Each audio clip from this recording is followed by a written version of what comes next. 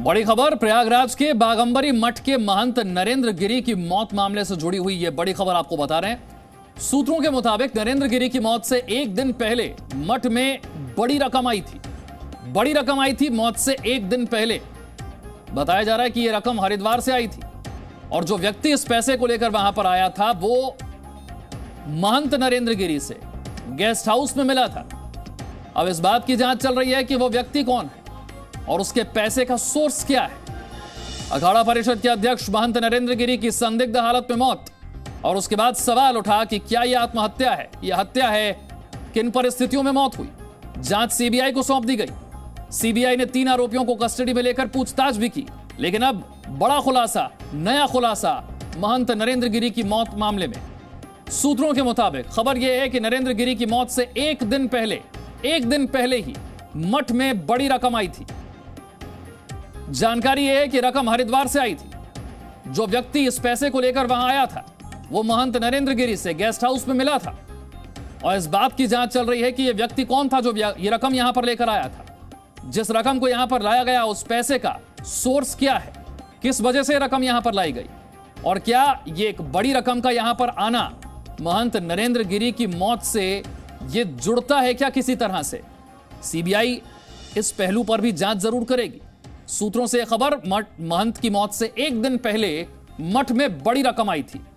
हरिद्वार से एक शख्स आया था बागंबरी मठ में बड़ी रकम लेकर। जितेंद्र शर्मा और जानकारी के साथ। जितेंद्र, यह बड़ी रकम लेकर कौन आया था, क्या जानकारी है इसके बारे में? देखिए, सीबीआई इसके बारे में पता लगा रही है कि कौन कैसे इतने पैसे लेकर के आया था। लेकिन एक बात मैं बता दूं विशाल कि जो मठ का संचालन होता है उसमें अलग अलग मठों से जो पैसा आता है उसको लेकर के आया जाता है ताकि जो मठ के जितने भी ज़रूरी चीज़ें हैं उनका भुगतान किया जा सके, चाहे बिजली हो, चाहे पानी हो, रखरखाव हो, मेंटेनेंस हो।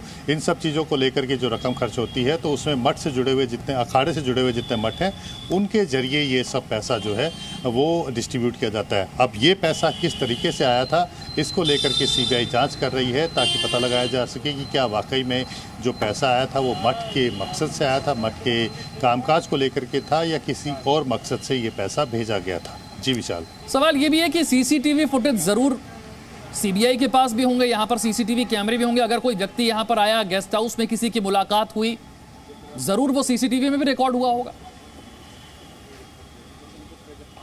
देखिए, सीसीटीवी जो है वहाँ के उसके रिकॉर्ड्स सीबीआई ने ले लिए हैं अपने पास। डीवीआर है उसको भी ले लिया गया है। इसके अलावा जो क्योंकि सीसीटीवी और डीवीआर और जितने इलेक्ट्रॉनिक डिवाइसेस थे इससे पहले यूपी की एसआईटी पुलिस इस पूरे मामले की जांच कर रही थी और उन्होंने सीज किए थे। उसको कोर्ट की मंजूरी से वो अब सीबीआई के पास आ चुके हैं और कोर्ट की मंजूरी से ही सीबीआई उनको डी सील करके, क्योंकि सीबीआई एसआईटी ने उनको सील कर दिया था, कोर्ट की मंजूरी से सीबीआई उनको डी सील करके यानी कि उनकी सील तोड़ करके दोबारा से उनको फोरेंसिक जांच कर रही है। इसमें एक जानकारी ये भी निकल करके आ रही थी विशाल कि कुछ समय पहले जो घटना स्थल है वहाँ का सीसीटीवी काम करना बंद कर चुका था। तो ये सब चीज़ें भी सीबीआई चेक कर रही है क्योंकि माना जाता है कि मठ के अंदर जो बिजली है वो नहीं जाती थी क्योंकि जो पावर सप्लाई थी वो अनइंटरप्टेड होती थी। इसके अलावा अगर कभी बिजली जाती भी थी तो भी मठ के अंदर बैकअप प्लान था जिसके अंदर इन्वर्टर भी था और जेनसेट भी था। तो ये वजह जानने की कोशिश की जा रही है कि क्या सीसीटीवी अचानक ही ख़राब हुआ था या उसे जानबूझकर ख़राब किया गया था। लेकिन अभी क्योंकि विशाल सीबीआई ने जांच अपने हाथों में ली है, कल ही आनंद गिरी, आज्ञा तिवारी और संदीप तिवारी को पूछताछ के लिए अपने पास लेकर के आए। एक और बड़ी खबर यहाँ पर जितेंद्र आ रही है, मैं चाहूंगा कि आप मेरे साथ रहें और एक और बड़ी खबर हम दर्शकों को बताएं। और खबर यह है कि महंत नरेंद्र गिरी के उत्तराधिकारी के नाम पर सहमति बन गई। उत्तराधिकारी कौन होगा इस पर सहमति बन गई है। बलबीर गिरी, बलबीर गिरी हो सकते हैं बागंबरी मठ के नए महंत। निरंजनी अखाड़े के पंच परमेश्वरों में बलबीर के नाम पर सहमति बन गई है। 5 अक्टूबर को बलबीर गिरी के नाम पर यह फैसला हो चुका है। 5 अक्टूबर को पट्टाभिषेक हो सकता है। महंत ने सुसाइड नोट में बलबीर को ही उत्तराधिकारी बताया था। जितेंद्र, सवाल उठ रहा था जब सुसाइड नोट सामने आया था, जब बलबीर गिरी को उत्तराधिकारी बताया गया था, अब बात यह सामने आ रही है कि अब सहमति बन गई, बलबीर गिरी ही उत्तराधिकारी।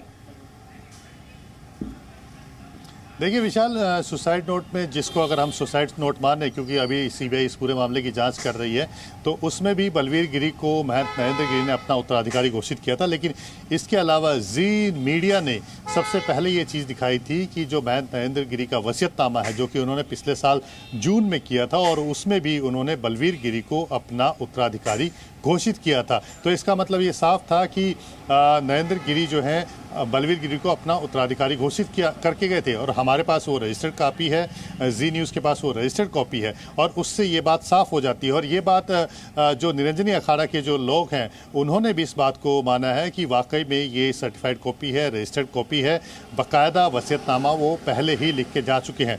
उसी के आधार पर निरंजनी अखाड़ा के जो पंच परमेश्वर हैं उन्होंने ये फैसला लिया है कि सोलसी ये कहा जाता है कि जो मौत होती है उससे 16 दिन बाद एक भोज होता है और उसी में उत्तराधिकार घोषित किया जाता है। तो 5 अक्टूबर को सवेरे 11 बजे से लेकर के 2 बजे तक ये मठ में कार्यक्रम चलेगा, जिसमें बलवीर गिरी को बाघंबरी मठ का महंत घोषित किया जाएगा। इसके अलावा बड़े हनुमान मंदिर का महंत घोषित किया जाएगा, चादर उठाई जाएगी और उनको विधिवत तरीके से उत्तराधिकारी घोषित करके गद्दी पर बैठा दिया जाएगा। ये एक प्रक्रिया होती है जब भी किसी महंत की मौत हो जाती है, चाहे असामयिक मौत हो, चाहे वो गद्दी को पहले छोड़ के चले जाएं, उसी के आधार पर ये फैसला लिया गया है। इसके अलावा विशाल, एक और अहम चीज़ है इसके अंदर कि इसमें 5 सुपरवाइजरी बोर्ड के मेंबर भी चुने जाएंगे। यानी कि जब बलवीर गिरी को ये गद्दी दी जाएगी तो उसके साथ ही महंत को जो मठ को चलाने और मंदिर को चलाने का जो कामकाज होगा उसको देखने के लिए, और ताकि महंत का कामकाज बिल्कुल ठीक है या नहीं है, किसी गलत तरीके से तो नहीं वो चल रहे हैं, इस पर नियंत्रण रखने के लिए निरंजनी अखाड़ा से जुड़े हुए महंत लोगों का 5 जो है मेंबर जो है वो इसमें जोड़े जाएंगे, जो कि सुपरवाइजरी बोर्ड होगा, जो महंत के कामकाज पर नज़र रखेंगे। इससे पहले भी ये प्रक्रिया रही है। जब महंत नरेंद्र गिरी को 2004 में महंत घोषित किया गया था, तब भी ये सुपरवाइजरी बोर्ड बनाया गया था, इसमें 5 लोग शामिल थे। लेकिन जैसे जैसे समय बीतता गया और महंत नरेंद्र गिरी पावरफुल होते गए, तो ये सुपरवाइजरी बोर्ड एक तरह से डिफंक्ट हो गया था। यानी कि जो भी फैसले थे वो महंत नरेंद्र गिरी लेते थे और सुपरवाइजरी बोर्ड सिर्फ साइन करते थे। जितेंद्र, मैं एक बार फिर से उस रकम की बात पर आना चाहूंगा कि वो जो मठ में बड़ी रकम आई नरेंद्र गिरी की मौत से एक दिन पहले, मठ में जो बड़ी रकम आई, हरिद्वार से एक शख्स आया, बाघंबरी मठ के लिए इसमें पैसे आए, क्या यह महज इत्तेफाक हो सकता है कि एक दिन पहले बड़ी रकम आए, अगले दिन महंत नरेंद्र गिरी की मौत हो जाए? क्या यह महज इत्तेफाक हो सकता है? देखिए विशाल, फिलहाल जांच चल रही है, इसलिए इसके ऊपर कहना कुछ भी जल्दबाजी होगी। लेकिन इतना ज़रूर है कि एक दिन पहले अगर इतना अमाउंट आता है तो निश्चित तौर पर कहीं ना कहीं शक पैदा करता है। और शक इसलिए भी पैदा करता है क्योंकि अभी भी ये तस्वीर साफ नहीं हो पाई है कि महंत नरेंद्र गिरी ने आत्महत्या की है या उनकी हत्या की गई है, क्योंकि सवाल अभी भी खड़े हैं। हालांकि जो शुरुआती जांच थी यूपी पुलिस की SIT ने जो की थी, उसमें जो भी जांच जा रही थी उसका केंद्र बिंदु आत्महत्या की तरफ ही था, जो भी इशारे कर रहे थे जांच के बिंदु। लेकिन CBI इसको सिर्फ वहीं तक सीमित नहीं रखना चाहती, ओवरऑल इन्वेस्टिगेशन कर रही है और सारे पहलुओं पर नज़र रख रही है। इसलिए ये भी काफ़ी अहम हो जाता है कि मौत से पहले कैसे इतनी बड़ी रकम जो है मठ में आई है।